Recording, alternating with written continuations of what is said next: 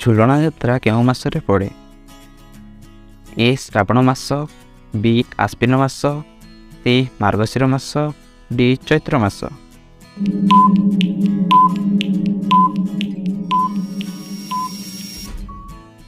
ଏ ଶ୍ରାବଣ ମାସ। ସାବିତ୍ରୀ ବ୍ରତ କେଉଁ ମାସରେ ପଡ଼େ? ଏ ଜ୍ୟେଷ୍ଠ ମାସ, ବି ଆଷାଢ଼ ମାସ, ସି ଶ୍ରାବଣ ମାସ, ଡି ଭାଦ୍ରବ ମାସ।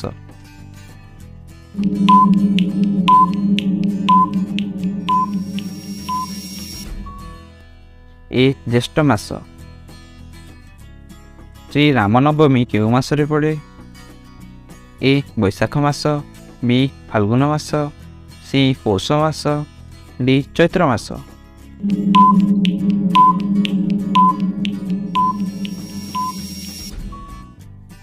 ଡି ଚୈତ୍ର ମାସ।